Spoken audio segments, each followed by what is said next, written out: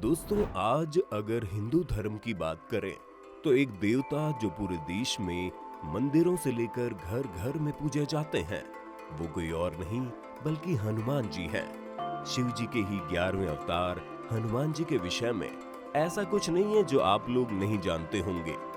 लेकिन आज जो बात हम आपको हनुमान जी के विषय में बताने जा रहे हैं, वो इस बात का दावा करती है कि हनुमान जी हर युग में अपनी उपस्थिति के साथ पाए गए हैं, चाहे वो त्रेता युग में राम भक्त के तौर पर हों या द्वापर युग में महाभारत युद्ध में पांडवों की विजय में सहयोग करते हुए।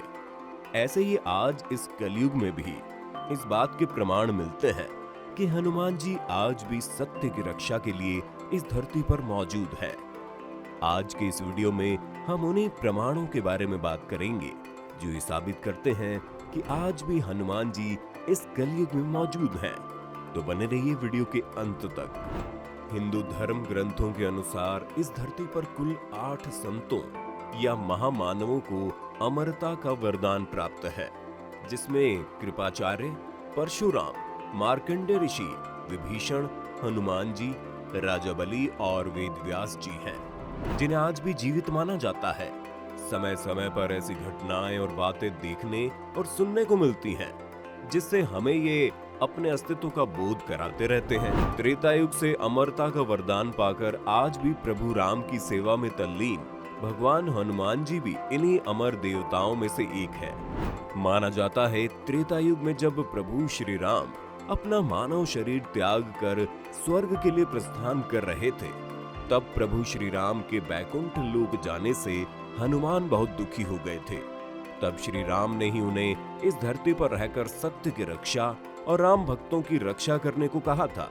लेकिन प्रभु राम के चले जाने के बाद हनुमान का दुख बढ़ता गया और उनका मन अयोध्या से ऊब गया।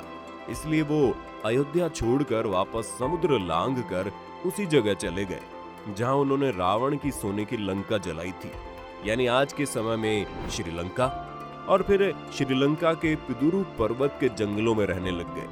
वहां जाने का उनका एक मकसद था, राम की आराधना। इसीलिए वो अपने एकांतवास में प्रभु राम की आराधना में तल्लीन हो गए। लेकिन उन्हें जब इस वीरान पिदुरु पर्वत पर आदिवासियों ने देखा, तो वहां रहने वाले आदिवासियों ने उन्हें पहचान लिया।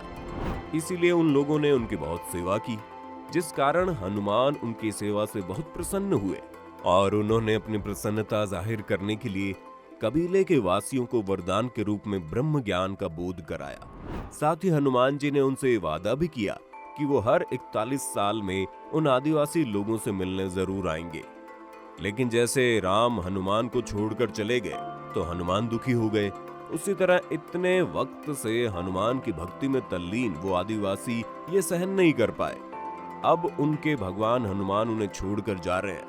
हनुमान जी ने तब उनके दुखों को भांप लिया और उन्हें एक मंत्र दिया, कालवंतु कारे चरंती एनर मरिष्णु निर्मुक्तेर कामरिष्णु। और उनसे कहा कि वो जब भी इस मंत्र का सच्चे दिल से उच्चारण करेंगे तो वो उनके सामने प्रकट हो जाएंगे। हनुमान जी के इस भरोसेमंद मंत्र के बाद कबीले वाले तैयार तो हो गए, लेकिन उन्होंने हनुमान जी से कहा, अगर ये मंत्र किसी गलत व्यक्ति के हाथ में चला गया और उसने इस मंत्र का गलत उपयोग किया तब क्या होगा। इस बात के जवाब में हनुमान जी ने कहा, जो इंसान आत्मा से मुझसे जुड़ा हुआ है उसे ही इस मंत्र पढ़ने का असर होगा, और जहां ये मंत्र पढ़ा जा रहा है उसके 980 किलोमीटर के दायरे में कोई भी ऐसा नास्तिक नहीं होना चाहिए जो मुझ पर विश्वास नहीं करता। अगर इन सारी बातों का ध्यान रख कर जाप किया जाए तो मैं जरूर आऊंगा। इसके बाद ये वरदान देकर हनुमान जी पिदुरु पर्वत से चले गए। चलिए, ये तो हुई मान्यताओं की बातें, लेकिन दोस्तों आपको ये जानकर हैरानी होगी कि आज भी श्रीलंका के पिदुरु पर्वत पर जो आदिवासी कबीला मौजूद है और हनुमान भक्ति में लीन है। ये बात दुनिया के सामने तब आई जब सेतु एशिया नामक संगठन, जो कि एक आध्यात्मिक संगठन है, उसने इन कबीले के लोगों को अजीब गतिविधियां करते देखा। इस आदिवासी कबीले को मातंग समुदाय या समाज के नाम से जाना जाता है, जो बाहरी दुनिया से बिल्कुल कटा हुआ जीवन जीते हैं। ये जंगलों में जीवन यापन करते हैं, अपनी अलग बोली बोलते हैं और सादा सरल जीवन जीते हैं। वैसे क्या हनुमान जी आज भी उन आदिवासियों से मिलने आते हैं। इस बात को जानने के लिए सेतु के सदस्यों ने उनकी जीवन शैली अपनाकर उनके साथ रहना शुरू किया और उनसे उनकी बोली में बात करने की कोशिश की। और जो बात उन्हें पता चली वो सुनकर आप भी हैरान हो जाएंगे। जब उन्होंने पूछा वो जंगल में ऐसी अजीब गतिविधियां क्यों कर रहे हैं, तब उन्होंने बताया कि वो हर 41 साल में आने वाला वही दिन था जब हनुमान जी आए थे और वो उनके सामने थे, इसलिए वो ये गतिविधियां कर रहे थे जो उनके पूजा पाठ का एक हिस्सा था। 27 मई 2014 को हनुमान जी का इस जंगल में बिताया आखिरी दिन था। इसके बाद एक ऐसी बातें सामने आती गई कि विश्वास करना मुश्किल था। अब वो लोग उस कबीले के मुखिया बाबा मातंग से मिले और बाबा मातंग का कहना था कि हनुमान जी ने जितना वक्त उनके कबीले के साथ बिताया है और उस समय उन्होंने जो कुछ भी कहा है, उन्होंने अपनी किताब हनु पुस्तिका में उसका एक एक शब्द लिख रखा है। उनके एक एक मिनट का विवरण उस हनु पुस्तिका में लिखा गया है। अब मातंग समुदाय के हिसाब से माने तो इसके 41 साल बाद यानी 2055 में हनुमान जी वापस उनके कबीले में आएंगे। वर्तमान में सेतु एशिया संगठन इस बात का अध्ययन कर रहा है और इसका आधुनिक भाषाओं में अनुवाद कर रहा है। सेतु ने इस लॉगबुक का पहला चैप्टर अपनी वेबसाइट पर भी पोस्ट किया है। इस चैप्टर के जरिए बहुत सारी बातें सामने आई है कि किस तरह हनुमान जी कुछ समय पहले श्रीलंका के इस जंगल में आए थे। वैसे सिर्फ यही नहीं, समय समय पर न जाने ऐसी कितनी ही घटनाएं होती रही और मानव जाति को सबूत देती रही कि उन महामानवों का अस्तित्व आज भी है।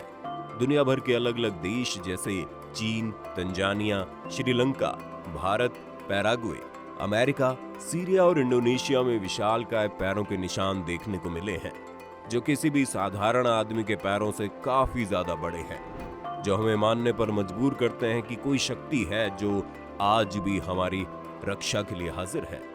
भारत ही नहीं, अमेरिका की माया सभ्यता भी हनुमान जी जैसे एक देवता को पूजती थी और चीन की दंत कथाओं में भी मंकी किंग जैसे चरित्रों का वर्णन मिलता है जो बिल्कुल हमारे हनुमान जी जैसे लगते हैं।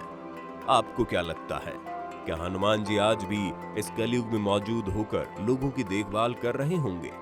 क्या उन्हें सच में किसी मंत्र की मदद से बुलाया जा सकता है? आप हमें अपनी राय कमेंट करके बताइएगा।